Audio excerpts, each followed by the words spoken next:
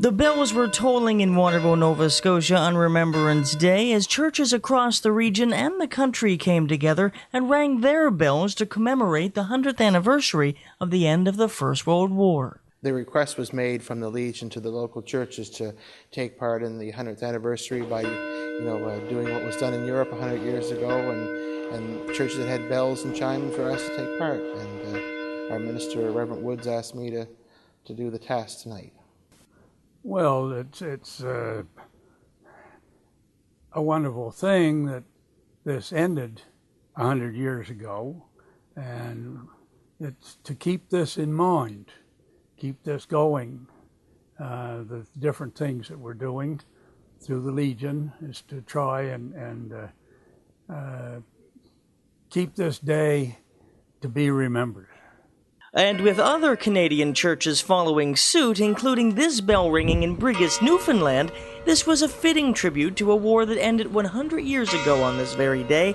But one church back home in my village of Waterville didn't have the luxury of having its own functioning bell, but that didn't deter them from taking part in the evening's event. What we've done, especially in the past, to get the bell ringing for Sundays, and now for tonight we're using the same system. We're using a speaker in the bell tower through the sound system, through my computer.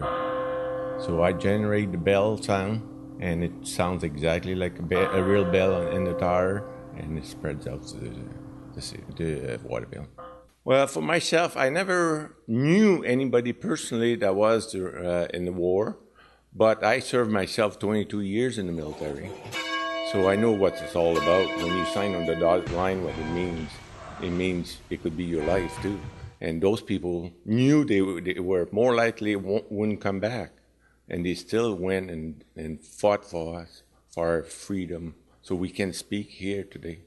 I think it's a wonderful thing, and it's something that everybody's talking about.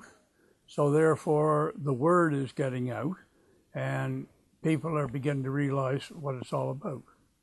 And as the church bells will continue to ring across the country this evening, all to commemorate the 100th anniversary of the end of the First World War, we can take a moment and reflect on just how great a sacrifice our brave men and women have made and continue to make today to make our country strong and free.